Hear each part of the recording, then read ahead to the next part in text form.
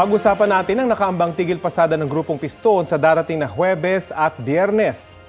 Nakasalang sa Balitang Hali ang presidente ng Transport Group The Piston, si Modi Floranda. Magandang umaga po at welcome sa Balitang Hali. Magandang umaga po sa inyo, siyempre sa ating mga taga-subaybay. Magandang umaga po sa lahat. Apo, may posible pa bang makapigil sa panibagong transport strike ninyo lalo't Christmas rush na? Ang makakapigil labang sa pagkilos na ito ay maglabas ng isang executive order ang ating Pangulo, ang DOTR, na pagsuspindi dito sa deadline ng December 31 ng 2023 na kung saan ay isa ito doon sa kinakaharap na problema ng ating mga driver at mga operator. At siyempre, hanggang pinag-aaralan po ng gobyerno muli yung usapin ng 2017-011, dapat suspension muna yung pagtutulak nila ng modernization program. Paano po nanindigan ng DOTR na hanggang December 31 na lang daw talaga pwedeng bumiyahe mga PUV na wala pang kooperatiba? At saka 70% daw meron ng kooperatiba So konti na lang daw po kayo, minority na lang kayo. Ano masasabi niyo po rito? Batay sa ilang mga datos natin ay majority pa rin po ay mga traditional jeepney ang tumatakbo sa National Capital Region sa halos 261 na ruta batay din sa datos ng LTFRB. Meron pa rin 35,000 na mga traditional jeepney ang hindi pumasok sa mga consolidation dito sa NCR at kaganon din sa iba't ibang mga rehiyon.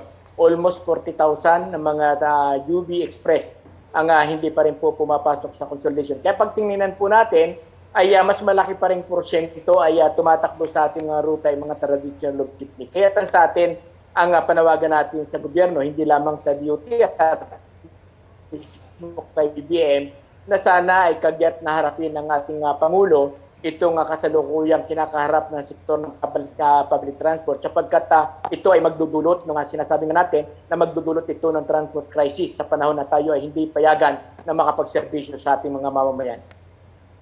Modi, ang hinaing naman po ng ibang grupo na pabor sa modernization, unfair naman daw sa kanila kasi sila nakakomply. Ano masasabi nyo dyan? Nire-respeto po natin ang pananaw ng iba't ibang grupo at ibang mga driver at operator. At siyempre sa atin ay nire-respeto natin yan at sana ay respetuhin din po ng ating mga kasama sa hanap buhay. Hindi po tayo ang magkakaaway sa karsada, hindi tayo po ang magkakaaway, kundi tayo ay pare-parehong biktima ng ganitong programa ng ating pamahalaan. Tayo po ay malinaw yung ating posisyon na wala tayong problema sa usapin ng modernization kung ito ay sa balangkas ng rehabilitation ng ating mga pampublikong transportasyon. Hindi dapat konsorsyon, hindi dapat monopolyado ang serbisyo sa ating mga mamamayan. Bakit po kaya kasi sila nagsasabi naman na on their part nakakomply sila at ngayon ay kumikita na nga yung kanilang grupo dito sa bagong sistema na ito. Ano po masasabi niyo diyan? Sa atin ay may lumalapit din sa atin na mga hindi talaga kumita mula nung sila ay pumasok sa modernization. At kahapon ay nagsalita yung Taguig na kung saan ito ay nabiktima mula noong 2019. Nung sila ay pumasok po sa modernization ay nawala yung kanilang prangkisa, nawala yung kanilang unit at nawala din po yung kanilang kabuhayan. Lumapit din po sa atin ng ilang mga biktima din ng kooperatiba sa bahagi po ng Antipulo. Ito po yung Antipulo Biyahing Mega Mall at gayon din yung ating mga operator din sa bahagi po ng Pasig Taguig. At maraming lumalapit sa atin na talaga na mula nung sila pumasok ay nawala yung kanilang kabuhayan. Okay, maraming salamat po, Piston President Modi Floranda.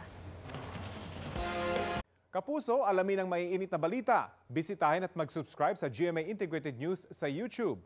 Sa mga kapuso abroad, samahan nyo kami sa GMA Pinoy TV at sa www.gmanews.tv.